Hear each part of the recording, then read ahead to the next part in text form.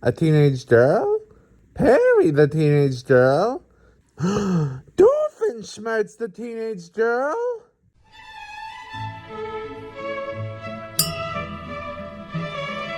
Hey there, party people. Welcome to Kramer Cafe. I'm Kramer. Let's get started.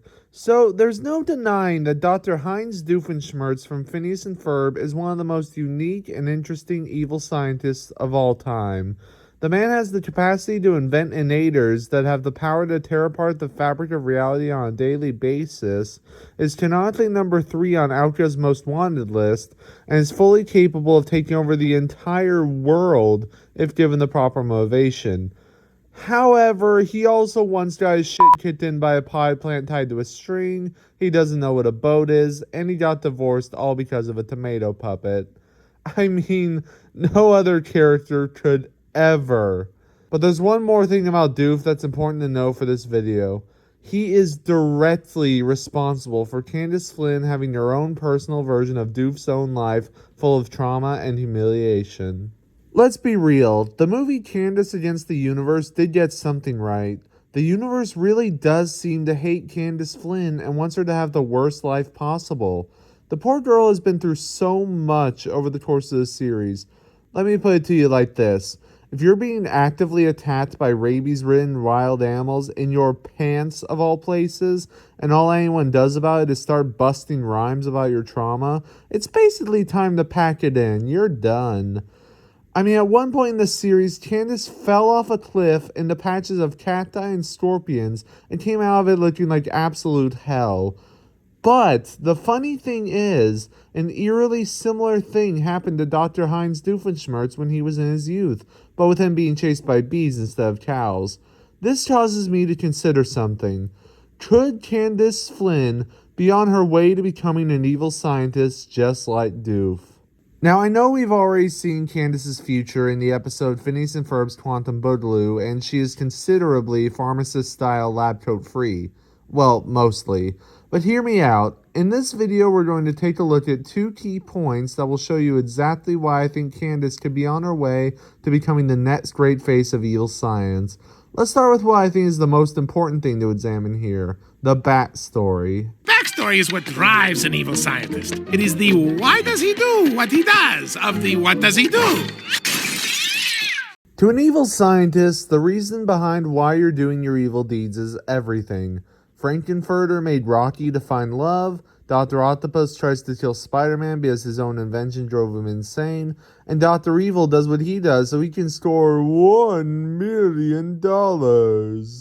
But then there's Doofenshmirtz, who commits his evil deeds for one reason and one reason only, his countless bat stories.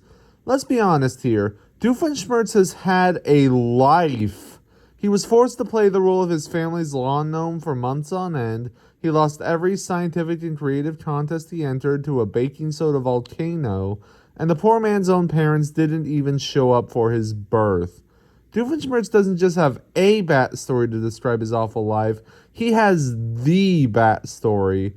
And then there's Candace, who is also on her way to having a very similar fate. For every single day of her entire summer, Candace has had at least one terrible, humiliating, or even downright traumatizing thing happen to her. Her own parents think she's crazy for constantly trying and failing to bust her brothers, and most of the time her attempts to bust them cause her to suffer in some way besides that. Like in the Blackout episode, where Phineas and Ferb's invention was basically one giant torture device, or like when she got trapped in their giant car wash and was vacuumed and hot waxed within an inch of her life, or literally anything that even remotely involves Jeremy's little sister Susie. Candace has had basically nothing but hardship her whole life, or at least her whole summer. All it takes for her to make that turn and go full-on evil is one straw to break the camel's back, or to break the Candace's back. Yuck, yuck, yuck, yuck, yuck. You can even see at least some of these moments from her life being turned into evil schemes similar to Doofenshmirtz. Take the infamous squirrels in my pants incident. I can absolutely see Candace inventing some sort of nutcracker-inator or something to destroy every nut in Danville to take vengeance on all the squirrels in the city for what they put her through on that fateful day. Or possibly doing something even more stupid like Doof when he learned how to speak whale, just so he could insult the humpback's mac and cheese recipe.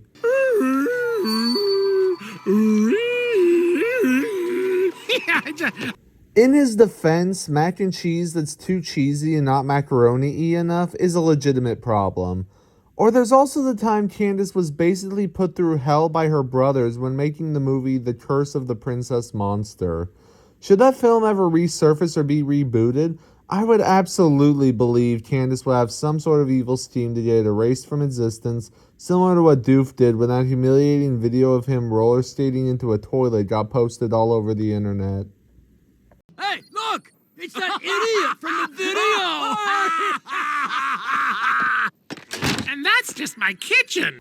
As you can see, Candace has every reason to want to turn evil, but the question is it possible for her to follow through and do similar things that Doof does?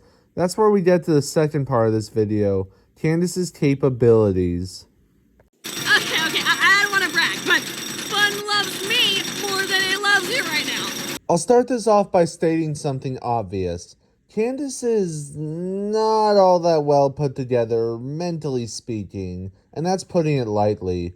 She's impulsive, she tends to overreact when faced with difficulties, and the poor gal has several moments from throughout the series that show she's at least a little bit less than intelligent.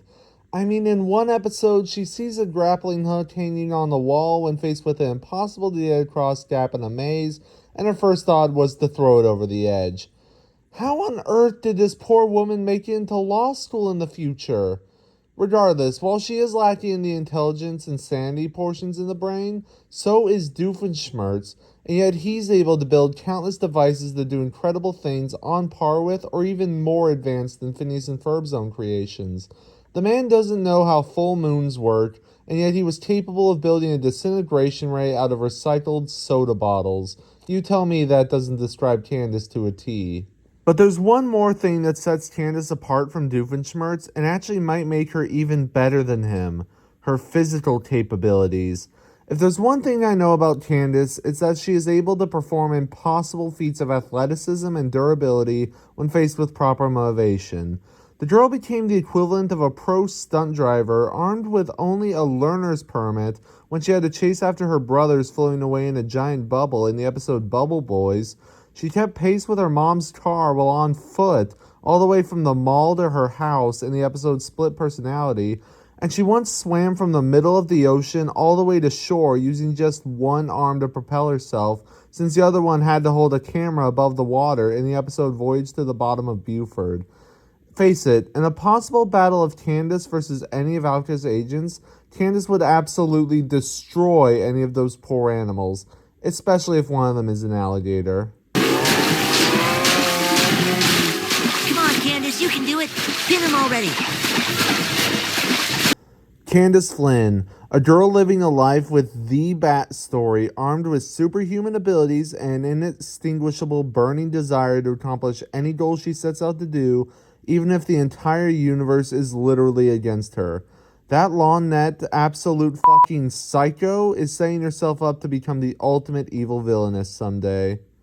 Well, if they want to play superhero, then we're gonna play supervillain. Call me the Dangerous. Do you agree with any of the points I made in this video? If so, feel free to tell me about it in the comments section below. Don't forget to like and subscribe. Until next time, this is Kramer Cafe. I'm Kramer. See you soon.